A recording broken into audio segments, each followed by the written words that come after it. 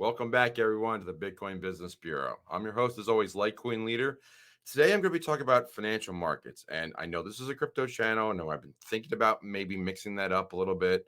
We'll see. But I got a couple things to go over today. I want to talk about the Bank of England.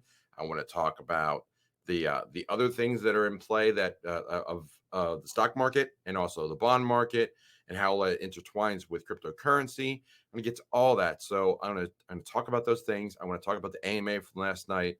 I'll talk about this, of course. When we want to get to all those things. So let me just start with let me just explain it like this is a crypto channel. Okay. We understand that this has always been a crypto channel, but more and more it's become an economic channel because which led to this event. But this is what happens. You get involved in cryptocurrency or you get involved in silver because you don't trust the legacy system. You no longer you don't trust these things anymore. Okay. So what are you gonna do when you got these laying around and you don't trust them? Well, you gotta look for other systems. And I've been like, if you've been in crypto for a while, you know that you don't trust the dollar. You think the dollar is garbage, like Patrick and I do. And you're looking for alternatives. Those can be any of these. It could be silver, gold, proper way to get real estate. This is not a good time to be buying real estate unless you buy it right. And then not financial advice, of course, but I mean the mortgages are up and prices are about to come down. Probably not a great time to be buying in real estate unless you're getting a really sweet deal. And cryptocurrency, all those things come together in alternative economic forces. But I want to talk about the other things that are going on and why they apply and why they matter to you and the government and everything else. So let me share my screen, go over a few things that are going on. Here we go. So I'm going to try and refresh this and get this right. Let's see. Let's just see if this will work. Let's get to that window. Okay. So if I refresh this, here we go. Maybe I can read this before it times out. So the Bank of England staged a dramatic intervention to stave off an imminent crash. Thank you, New York Times, in the gilt market by pledging unlimited purchases of bonds. So of long dated bonds. So there's that article. There's one article. So let me go to one that I can actually read without having to respin. This is another one from the New York Times. I think this is Bloomberg. Yeah, that was Bloomberg.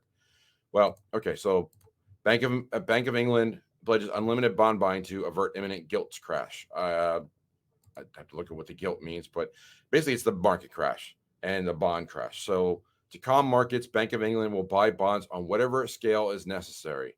This is to restore orderly market conditions. So the bank, in an extraordinary intervention, the bank said it would undertake large-scale purchase of British government bonds in the upcoming weeks. This is very similar to a couple other things that we've seen recently, and Patrick brought this up in the AMA last night.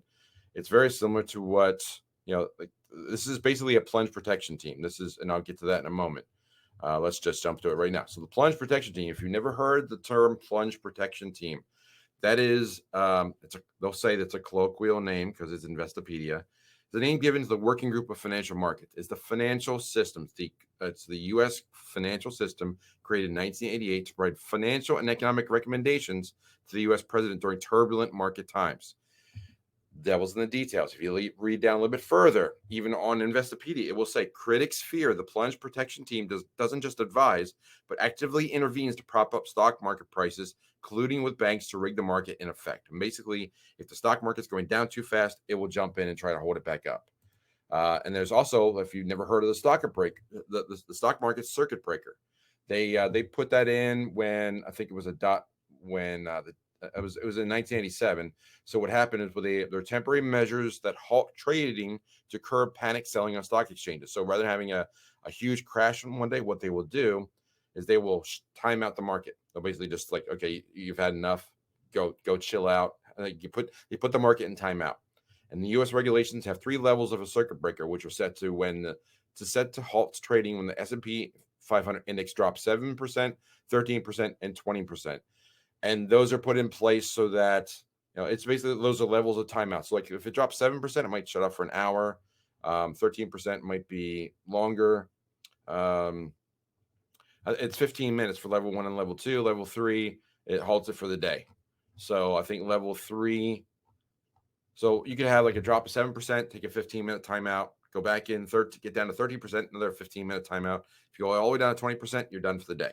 So that's what that does. So what does that mean for the markets? Well, let me talk about that. And then I'm also going to talk about this event. Okay. So this is kind of the things that we look at and we see.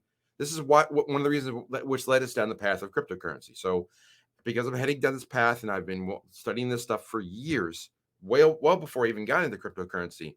I used to be a real estate investor. I used to be looking for alternative ways to increase my wealth. And I learned that you want to be independent and not under the control of other things. Like when the real estate market just crashed out in 2007, 2008, that's because there were so many other factors involved in real estate that just impede you from making wise decisions. You could buy a house and then the market value of that house could just drop because of the market conditions, or they change the interest rates, which they're doing now.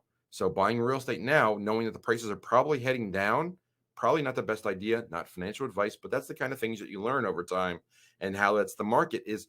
The purchase of that piece of property, that piece of real estate as an investment is impacted by external forces that you have no control over. Whatever the interest rates are, whatever the mortgages are, whatever the appraisals turn out to be. But if you get into these alternative stores of wealth, silver and gold, precious metals, cryptocurrencies like Bitcoin and strong altcoins, you become sovereign, financially independent. You become outside of that. You exit the dollar system and you enter into an alternative economic system. Whereas these other things that we're talking about were financial system instruments. Plunge protection team artificially holds up the system in the market. Same for the Bank of England buying all these bonds because they're propping up the market because they want to prop up the artificially inflate or make the British pound look good. So that's the kind of things that we notice, and that's what leads to doing these events like Economic Preppers. And I want to mention a special guest that's now I just learned yesterday. We have our second guest that's going to be there. Let me share my screen real quick and introduce him. He will be appearing on our panel, and I keep losing the window. Sorry. So if you may have heard me mention Coin Trading Company, and I think that's in the description, and it's also on my website at the bottom.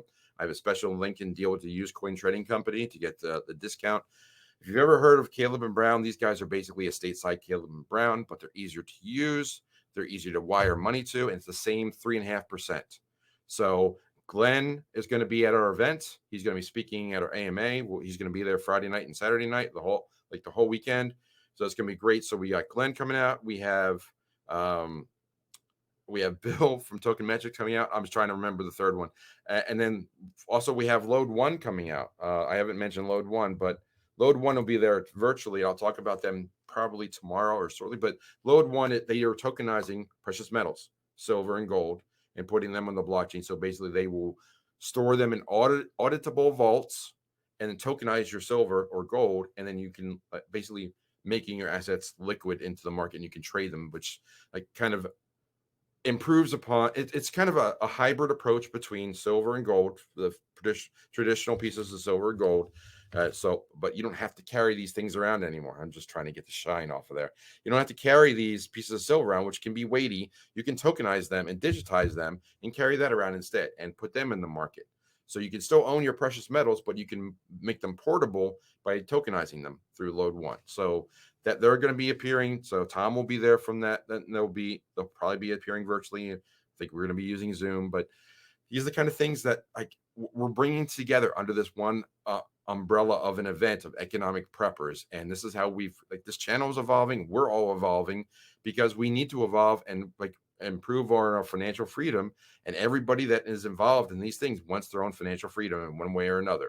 So we're getting everybody under one roof, either live in Dallas, which is obviously the preference. It's always more fun when you're live and with people. But if you can't attend there, we have the virtual ticket for only $150. And the workbook is almost done. I'll be sharing. Well, it is done. We're working on the printing, but I don't have it yet. And I can't wait to have it. I'm hoping to have it by Monday so that we can make a couple more videos before I hit the road. And I'm out in Dallas for several days. And, we have a great event. So I'm looking forward to seeing you there. If you have any questions about the event, if you need a room, just email that address right there. We've got a few rooms left. They're almost gone. But the push is, I think we lose I think this might be the last day to hold the reservation in the hotel. Is just it's It's a free for all. So if you haven't gotten your room for Dallas, get it today. Please email us. We will give you an allocate any rooms that we have left. We'll give you at the $129 a night rate. We'll make sure you have it. We have a couple left, and they're going quick. And it's going to be a great event. We hope to see you in Dallas. But with all that said, I can't wait to read your comments as well about pledge protection and the Bank of England and what they're doing and how that's all impacting the decline of the dollar, because the dollar is garbage. So with all that said today, I'm going to close the door on the bureau, say follow leader one more time, and I will talk to you soon. Take care.